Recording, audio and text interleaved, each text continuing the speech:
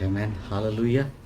तो आइए परमेश्वर के वचन में जाने से पहले प्रार्थना करेंगे।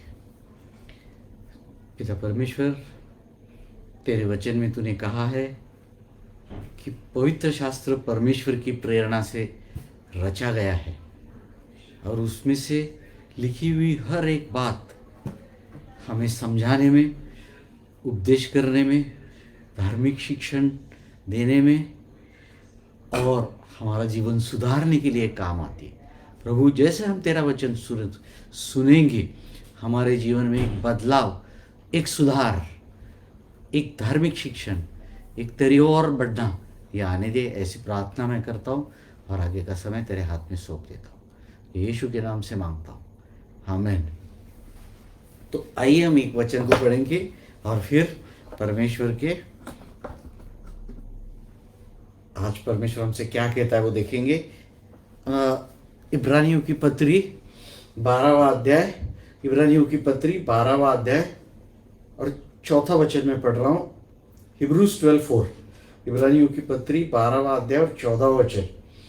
तुमने पाप से लड़ते हुए ऐसी मुठभेड़ नहीं की कि तुम्हारा लहू बहा हो।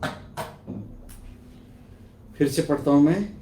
तुमने पाप से लड़ते हुए उससे ऐसी मुठभेड़ नहीं की कि तुम्हारा लहू बहा हो।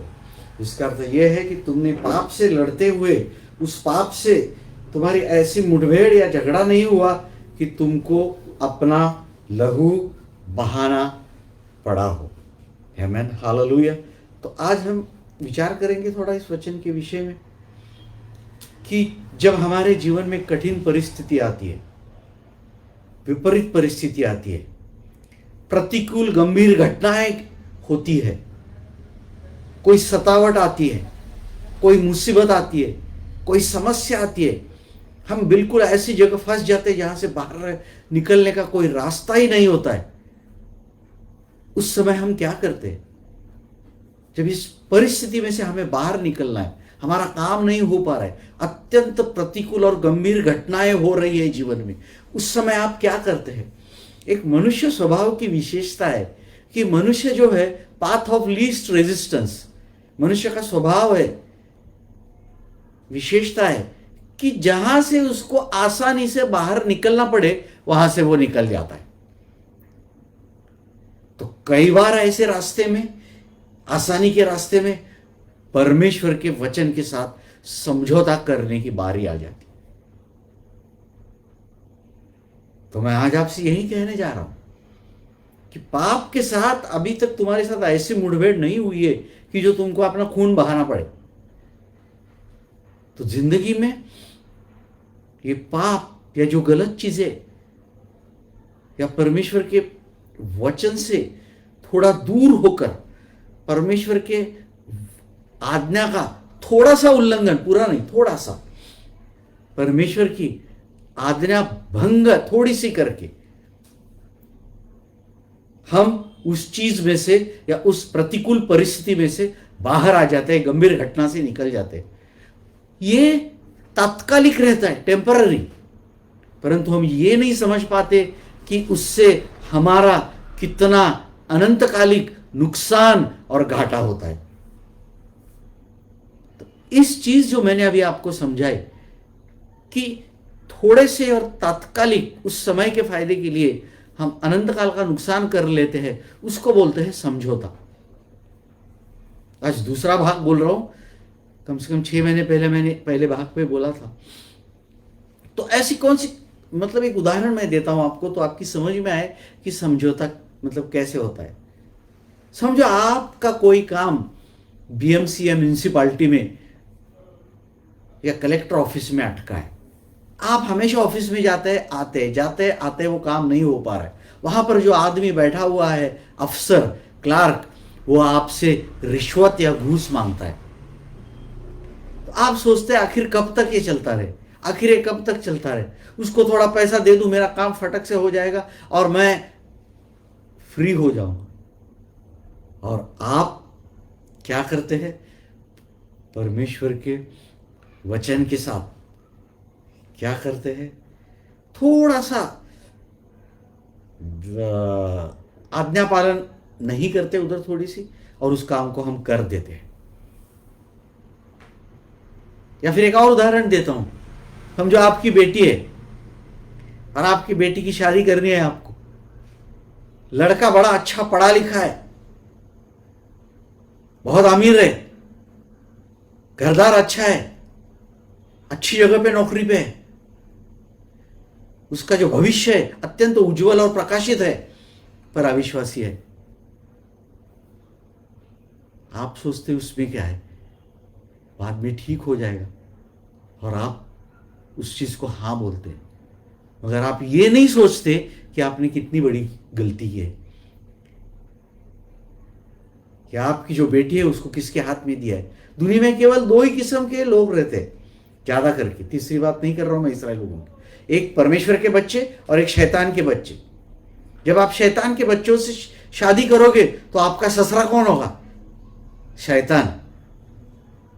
थोड़ी सी चीज देखी आपने, क्या क्या अरे नौकरी अच्छी है, पैसा है, घर है, गाड़ी है, बंगला है, परंतु अनंतकालिक नुकसान आपने नहीं देखा। यही चीज मैं आज आपको बताता हूं कि आपको जिंदगी में समझौता नहीं करना चाहिए। तो ये भी हम थोड़ा गहराई में जाकर देखेंगे, क्यों समझौता नहीं करना चाहिए। लूका की किताब 16वां अध्याय 10वें वचन में ऐसा लिखा है, जो छोटी सी छोटी बात में विश्वासु है वो बड़ी सी बड़ी बात में विश्वासु होगा, और जो छोटी सी छोटी बात में अधर्मी है वो बड़ी बात में अधर्मी होगा। और अगर तुम पराये धन में अविश्वासी हो तो जो तुम्हारा खुद का है वो तुम्हें कौन सौंपे। उसका अर्थ यह है कि परमेश्वर की नजरों में किया हुआ छोटा पाप छोटा नहीं होता है। क्या लिखा है 16:10 में, कि जो छोटी सी छोटी बात में अधर्मी है, अविश्वासी है, वो बड़ी बात में भी अविश्वासी है। चाहे तुम 100 रुपए की चोरी करो या 1 लाख रुपए की चोरी करो, परमेश्वर की नजरों में दोनों पाप है, क्योंकि उसके पीछे जो हमारी मनोवृत्ति है उसको परमेश्वर देखता है। इसलिए पहली बात, छोटी सी छोटी बात में भी कभी समझौता नहीं करना। कौन सी चीजों से समझौता, कौन से इलाके में आपको वो भी बता दूंगा। दूसरी महत्वपूर्ण बात है, श्रेष्ठ गीत 2 अध्याय 15वें वचन में ऐसा लिखा है कि हमारी द्राक्षलता अभी अच्छे से बढ़ रही है, वो छोटी लोमड़ियों से इनको बचाओ जो द्राक्षलता को खराब कर देती है, हमारी द्राक्ष की बारियों को खराब करती है। ये क्या करती है छोटी लोमड़ियां? ये केवल अंदर आके अंगूर खा के नहीं जाती है। जहां वो अंगूर के झाड़ की जड़ होती है उधर वो बहुत बड़े बड़े सुराख या छेद बनाती है, और जो अंगूर का झाड़ है उसको काटती है, कमजोर बनाती है। जब एक छोटे से पाप को आप अपने जीवन में आने देंगे तो बड़ा सुराख बनाएगा वो जड़ में आपकी विश्वास की, और उसका जो ट्रंक है, वो जो उसका जो द्राक्षलता बारी जो है जमीन के ऊपर रहता है, उसको भी वो काटेगा। आपको मालूम है, थोड़ी सी भी जगह आपने शैतान को दी, एक कोना आपके दिल का या घर का, तो एक समय ऐसा आएगा कि आप घर के कोने में रहेंगे और शैतान पूरे घर में रहेगा। इसलिए कभी शैतान को पैर रखने का, do not give a Satan devil foothold, पैर रखने का मौका भी समझौता करने से आपको नहीं देना चाहिए। तीसरी महत्वपूर्ण बात है, याकूब की पत्री 2 अध्याय 10वें वचन।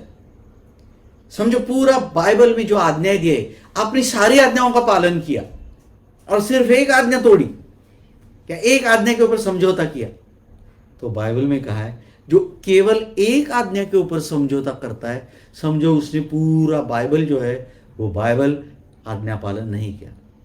अभी समझो 10 आज्ञाएं, 10 में से एक तोड़ी तो 10 के 10 तोड़ने के बराबर है, ये परमेश्वर का वचन कहता है। तो इसीलिए हमें जिंदगी में समझौता नहीं करना चाहिए। समझौता बोले तो बड़ा पाप नहीं, छोटा सा, यही मैं आपको समझा रहा हूं। अभी कौन से ऐसे इलाके हैं जिसमें हमें समझौता नहीं करना चाहिए? पॉइंट नंबर 1 एंड नंबर 1, पाप। अगर पाप को आपने जगह दी, आपका पीछा छोड़ेगा नहीं। एक बार उसको एंट्री मिल गई अंदर आने की, छोटा सा भी क्यों ना हो। तो इसीलिए अभी मैंने जो वचन पढ़ा, तुमने पाप के साथ ऐसी मुठभेड़ नहीं की जहां तुमको लहू बहाना पड़े। हमेशा पाप से दूर रहना चाहिए, छोटी सी बातों में भी उसके नजदीक नहीं जाना चाहिए। दूसरी बात, महत्वपूर्ण बात है, रोमियो की पत्री 12:1-2 में लिखा है कि इस दुनिया के सदृश्य न बनो, दुनिया की चाल चलन मत अपनाओ। आजकल क्या होता है कि जो विश्वासी लोग रहते हैं, कोई नई स्टाइल आई तो पहले विश्वासी लोगों के पास आती है। ये दुनियादारी है, ये जो भी चीजें हैं उनकी चलती रहेगी। हमें उनके विचारों से नहीं चलना चाहिए। क्यों नहीं चलना चाहिए आप बोलेंगे? यीशु ने कहा है कि दुनिया में 2 रास्ते हैं। दुनिया में कितने रास्ते? 2 रूप है, 2 रास्ते हैं। एक बड़ा फाटक है और चौड़ा रास्ता है। बड़ा फाटक, चौड़ा रास्ता, और जिस पे चलने वाले बहुत लोग हैं, वो सब नाश की तरफ जाते। और एक छोटा फाटक है और सकरा रास्ता है। छोटा फाटक है और छोटा रास्ता है, और उस पे चलने वाले बहुत थोड़े हैं जो जीवन की ओर लेके जाता है। और लूका की किताब में उसी वचन में आगे लिखा है, strive to enter through narrow gate. अपना पूरा प्रयत्न करो कि तुम छोटे रास्ते से और छोटे फाटक से अंदर जाओगे। और आगे जो लिखा है बड़ा खतरनाक है, और जिनको वो मिलेगा वो बहुत कम है, very few will find it. Bible में क्या लिखा है? स्वर्ग में जाने वाले लोग थोड़े हैं। बाई चांस अगर कोई वहम आपको ऐसा है कि मैं कुछ भी करूं और जाऊंगा स्वर्ग में, तो कृपा करके सावधान, होशियार हो जाइए, सतर्क हो जाइए। उसमें ऐसा लिखा है, छोटा फाटक और सकरे रास्ते से अंदर जाने का प्रयत्न करो। स्ट्राइव मतलब थोड़ा नहीं, जाते जाते प्रयत्न किया ऐसा नहीं, पूरा प्रयत्न, दिलो जान लगा के प्रयत्न करो, अपने पूरे शक्ति से प्रयत्न करो। क्यों? कि मैं छोटे रास्ते से और छोटा फाटक और सकरे रास्ते से जीवन के मार्ग में और स्वर्ग में प्रवेश करूं। इतना आसान नहीं है। हमारी जिंदगी सुधरनी चाहिए, स्वर्ग में जाना है। यीशु के शब्दों में बोल रहा हूं। तो दूसरी महत्वपूर्ण बात मैंने बताई कि दुनिया के सदृश्य, दुनिया में क्या है? बड़ा फाटक, चौड़ा रास्ता विनाश की तरफ ले जाता है, वहां पर आप मत जाना। और तीसरी महत्वपूर्ण बात है समझौता। आपका उद्धार, आपकी आत्मिक चीजें, इसमें कभी मत करना। आगे पीछे, कल चाल ढकल, लोग बोलते कल देखता हूं, बाद में देखता हूं। Behold today is the day and now is the time. आज ही वो दिन है और अभी वो समय है। क्योंकि बाइबल में कहा है, you do not know what a day में ब्रिंग फोर्थ। तुझे मालूम नहीं कि कल का दिन क्या लाएगा, कल तू होगा भी या नहीं होगा। तेरा जीवन है क्या? बाफ के समान है। आज है, थोड़ी देर है, दिखती भी नहीं है, सूखी हुई घास, पत्ते, मुरझा जाने वाले फूल जैसे। तो कभी आत्मिक चीजों में हमें नहीं करना चाहिए समझौता। अभी कुछ अच्छे उदाहरण मैं आपको देता हूं कि जिन्होंने जिंदगी में कभी समझौता नहीं किया। प्रभु यीशु मसीह का उदाहरण देखो, मैथ्यू चैप्टर 4, लूक चैप्टर 4। 40 दिन उपवास करने के बाद शैतान उसके पास आया और बोला, अभी तुझे भूख लगी हुई तो आज्ञा कर कि ये रोटी जो, पत्थर जो है, रोटी बन जाए। यीशु ने नहीं किया। और यीशु को ऊपर लेके गया, बोला ऊपर से कूद ले तू नीचे। यीशु ने नहीं सुना। फिर पूरा वैभव यीशु को दिखाया, दुनियादारी। यीशु ने कहा नहीं, बिल्कुल समझौता नहीं किया। इतना ही नहीं, बल्कि एकदम यीशु अत्यंत प्रतिकूल और गंभीर परिस्थिति का सामना कर रहा था। जब यीशु को अदालत में था, यीशु पिलातुस के सामने, तो पिलातुस सवाल पूछे जा रहा था। यूहन्ना की किताब 19वां अध्याय, पिलातुस यीशु से सवाल पूछते जा रहा और यीशु कुछ भी उत्तर नहीं दे रहा था, अपने पक्ष में कुछ भी नहीं बोल रहा था। तो पिलातुस ने कहा, तुझे मालूम नहीं कि मेरे पास इतना अधिकार है कि मैं तुझे छुड़ा भी सकता हूं और तुझे मार भी सकता हूं? फिर भी यीशु कुछ बोला नहीं। जब तक तुझे ऊपर से वो अधिकार नहीं दिया गया तू प्राप्त नहीं कर सकता था, यीशु ने कहा। दोनों चीजों में यीशु ने बिल्कुल समझौता नहीं किया। और बाइबल में कहा है हमें यीशु के पदचिन्हों पर चलना है। आमीन, हालेलुया। उसका अर्थ यीशु ने अगर थोड़ा से थोड़ा समझौता भी नहीं किया, अत्यंत प्रतिकूल घटनाएं उसके जीवन में हो रही थी, मृत्यु का समय आगे आया था, वो भी बेकसूर होते हुए, फिर भी उसने समझौता नहीं किया। आमीन, हालेलुया। और एक दो तीन उदाहरण मैं आपको बताता हूं, और एक ऐसा भी उदाहरण बोलता हूं कि जिसने समझौता किया। ये पहले राजाओं की किताब 22वां अध्याय है, जहां यहोशाफाट नाम का राजा था। अच्छा राजा था, परमेश्वर की आज्ञाओं का पालन करता था, उसके नियम कानून के अनुसार चलने वाला, परमेश्वर के ऊपर विश्वास करने वाला। उसने अपना अलायंस, भागीदारी, साझेगिरी किसके साथ की? अहाब के साथ, जो कि दुष्ट अविश्वासी राजा था। और जब लड़ाई पे गए, यहोशाफाट बाल बाल बच गया, नहीं तो मारा जाता था। देखो, समझौता आपकी जान पे भी कभी कभी आ जाता है। उसके बाद उसका जो पुत्र था अहाब राजा का, अहज्या, उसके साथ उसने क्या किया? जहाज बनाने का व्यवसाय चालू किया। तो जहाज बनाने का व्यवसाय चालू किया, सोना लाने के लिए तारशीश जहाज भेजे। यहोशाफाट कौन था? विश्वास रखने वाला परमेश्वर के ऊपर। और अहाब का पुत्र अहज्या कौन था? अविश्वासी और दुष्ट। पूरे की पूरी जहाज टूट गई, पानी में फूट गई, कुछ भी लौटा नहीं। कई बार हम पार्टनरशिप, बिजनेस में, काम धंधे कारोबार में अविश्वासी के साथ करते। तो जैसे मैंने आपको तीन चीजें बताई, चौथी ऐड करो। एक, पाप के साथ नहीं, जैसा मैंने बताया, संसार दुनियादारी के साथ नहीं, और आत्मिक चीजों में नहीं, और चौथा, शादी में या पार्टनरशिप, भागीदारी जिसको बोलते, साझेगिरी जिसको बोलते, आप अविश्वासी के साथ नहीं कर सकते। आपका धंधा जरूर डूबना है, और अगर आपका धंधा डूब जाएगा, आपका आर्थिक नुकसान होगा, आपका घाटा होगा, तो परमेश्वर को दोष मत लगाइएगा, क्योंकि वचन में सीधा कहा है उसने कि ख्रीस्त और बलियाल की क्या भागीदारी है? एक विश्वासी और अविश्वासी में क्या है? प्रकाश और अंधकार में कौन सी चीज कॉमन है? तुम कैसे कर सकते हैं? 2 कोरिन्थियंस 6:17। शादी तो मैंने पहले बोला आपको, ज्यादातर लोग शादी में बहुत गिर जाते हैं, पैसा देख के और नौकरी और बड़ापन देख के। तो बिजनेस में, शादी में, ये चार चीजों में कभी मत करना। ये अहाब की पत्नी थी जिसके साथ उसने शादी की, वो मूर्ति पूजक थी बाल की, उसी ने ये सब नुकसान अहाब और उसके ऊपर लाया। अभी कुछ अच्छे उदाहरण देखते हैं।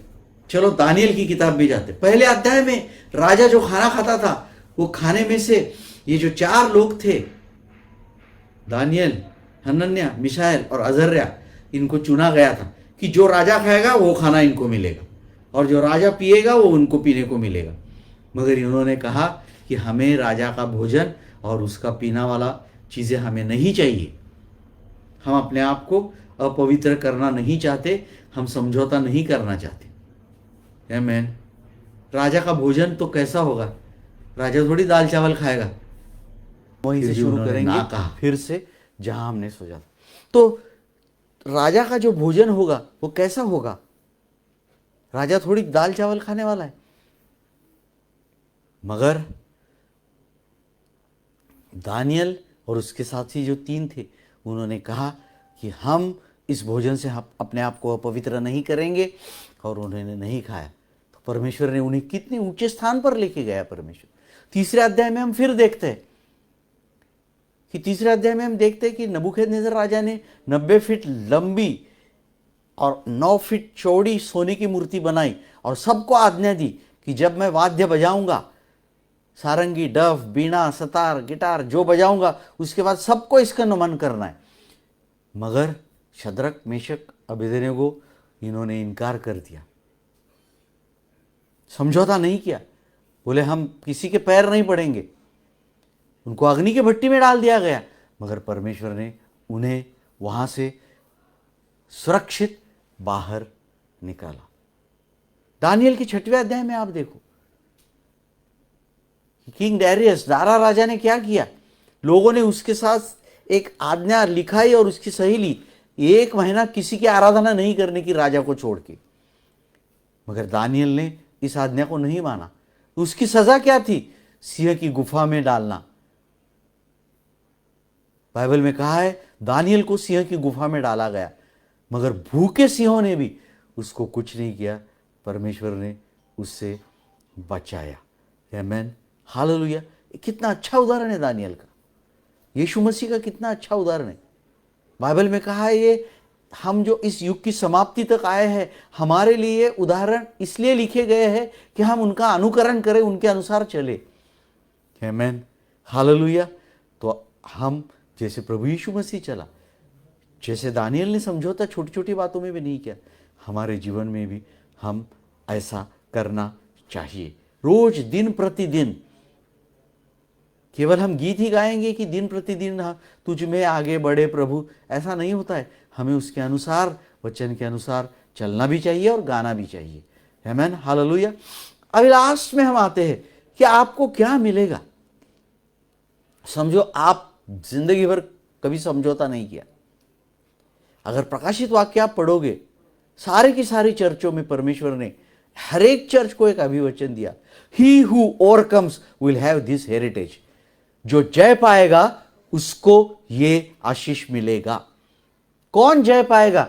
जो समझौता, जो कॉम्प्रोमाइज, जो परमेश्वर के वचन को हल्का नहीं बनाता है, जो समझौता नहीं करता है। हर जो विजय प्राप्त करेगा वो परमेश्वर के मंदिर में खंबा बनेगा। जो विजय प्राप्त करेगा उसको मैं जीवन का मुकुट दूंगा। जो विजय प्राप्त करेगा उसको मैं जीवन के वृक्ष का, पेड़ का फल खाने दूंगा। साथ के साथ अभिवचन वो किन के लिए है? जिन्होंने अपनी विश्वासी जिंदगी में समझौता नहीं किया, बल्कि परमेश्वर के वचन के अनुसार चले। आमीन, हालेलुया। तो आज हमने ये सीखा कि छोटी सी छोटी बात भी क्यों ना हो, या बड़ी सी बड़ी शादी की बात भी क्यों ना हो, एक छोटा सा पेपर आगे क्लार्क के टेबल ऑफिस में, उसके लिए भी हमें रिश्वत नहीं देनी चाहिए। ना ही शादी जैसे बड़ी चीज़ों में भी हमें शैतान के साथ कोई भागीदारी, साझीगिरी नहीं करनी चाहिए। और जब नहीं करेंगे, स्वर्ग में तुम्हारा होगा बड़ा प्रतिफल। आमीन, हालेलुया। आइए परमेश्वर इस वचन के ऊपर आशीष दे। हम क्लोजिंग प्रेयर करेंगे। आप अपने सिरों को झुकाएं। पिता परमेश्वर, आज के वचन के लिए मैं तेरे नाम को धन्यवाद देता हूं। प्रभु, मेरी एक ही प्रार्थना है, केवल वचन सुनने वाले नहीं, बल्कि उसके अनुसार चलने वाले। कहीं भी कभी भी तेरे वचन को हल्का बना के, तेरे वचन को छेड़छाड़ करके, नजरअंदाज करके, आज्ञा भंग करके, आज्ञा का उल्लंघन करके हमें समझौता करने वाला मन तू कभी मत दे प्रभु। लहू बहाने का, खून बहाने का पाप से मुठभेड़ भी हो गई, ऐसे चलने के लिए तू हमारी सहायता कर, ऐसे प्रार्थना मैं करता हूं प्रभु। हर एक व्यक्ति को तू स्पर्श कर, हर एक व्यक्ति तू को आशीष दे और तेरे वचन पर चलने की तू सहायता कर, ऐसे प्रार्थना मैं करता हूं और तेरे नाम को धन्यवाद देता हूं। नासुरी यीशु के नाम से मैं मांगता हूं, आमीन।